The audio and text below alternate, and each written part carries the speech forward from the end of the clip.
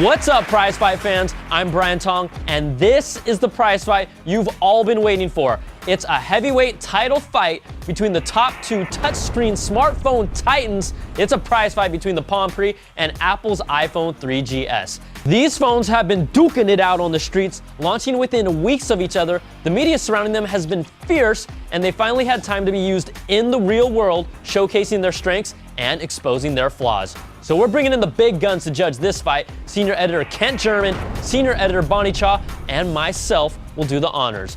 Now we'll take all three judges' scores and average them out to the nearest 10th each round. The final prize fight score will be an average of all rounds using the same decimal system. So let's get ready to rumble and tumble. The first round is sexiness. The Palm Pre is a sexy beast when it's closed with its minimalist design. When open, the edges are a little sharp, but for those who think it looks cheap with its plastic body, pick it up because it's anything but that. The iPhone 3GS's design is iconic, and no one can match its simple and sleek body. Bonnie, well, she's over it, and she thinks it looks blocky compared to the Pre, but really, Bonnie, I'm still making out with it. Beauty is in the eye of the beholder, and both phones get a 4.3. We're even out of the gates. Next round is navigation and multitasking. The Pre isn't the most intuitive device out of the box, and there is a small learning curve, but its multi-touch display works wonders. The keyboard is very cramped, so people with sausage fingers, beware. Now, the hands-down killer feature of the Pre that makes it so unique is its multitasking deck of cards feature. You can run multiple apps at the same time, and no phone can match it. Plus, its notification system is tucked in the corner and is non-intrusive. The iPhone's touchscreen is still the most responsive, and its navigation is unrivaled. It's so easy that my 3-year-old niece can use it. Now, when it comes to multitasking, you can listen to your music collection while working on another application, but that's it. The push notification system is helpful, but it's just not enough, and messages take up the screen. The Pre takes this round with a 4.7, and the iPhone gets a 4. Now, after averaging 2 rounds, the Pre leads by 0.3 of a point. Round 3 is features. Both of these phones are packed with the big stuff like 3G, Wi-Fi, GPS, and Bluetooth, so we'll show you a few of the minor differences. The Pre comes with Sprint's navigation for turn-by-turn directions right out of the box, while the iPhone has third-party options that you have to pay for. You want access to the key features on the Pre? Press the upper right-hand corner to get to them. On the iPhone, you'll navigate through multiple menus, and finally you'll find them. Cut, copy, and paste are on both phones. The Pre involves a combination of keys, and the touchscreen doesn't really keep up with selecting text.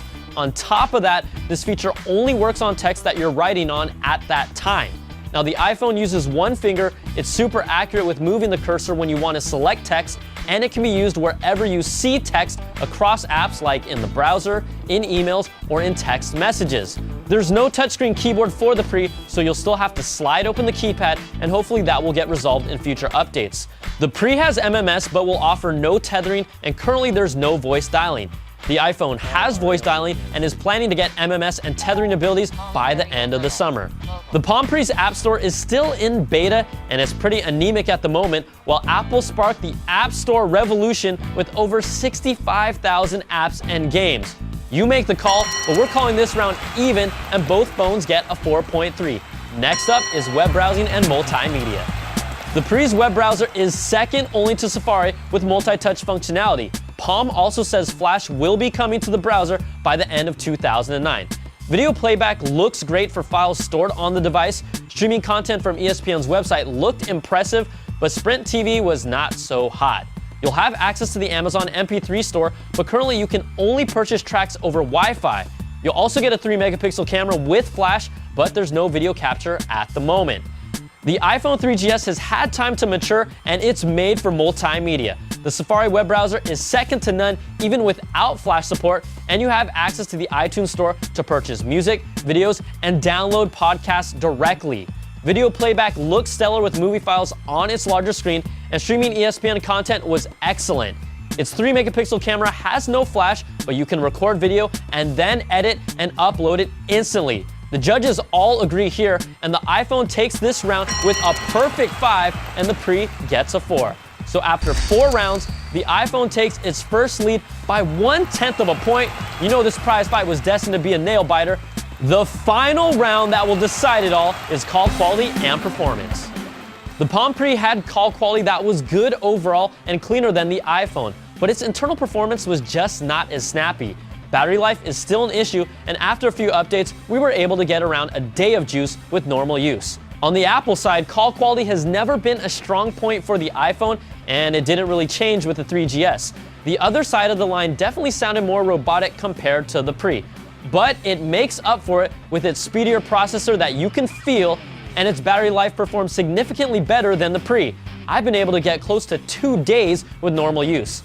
Now this one's too close to call, and all the judges agree both phones get a 4. This is going to be a close one, so let's average out all 5 rounds, and in a hotly contested prize fight that featured 3 rounds that tied, we end up tied with a 4.3. Now, we can't walk away like this, and this prize fight has to have a winner, so we're going to break this down, people, by hundredths of a point. So do the math for yourselves, but after a 5-round throwdown, the iPhone 3GS is still your reigning champion and takes this prize fight, winning 4.32 to 4.26 in the closest prize fight in CNET history. This just shows everyone how great these touchscreen titans are, and ultimately, it's up to you to decide which one's the winner. I'm Brian Tong. Thanks for watching. We'll catch you guys next time on another epic prize fight. Pop, pop, whoop-ah!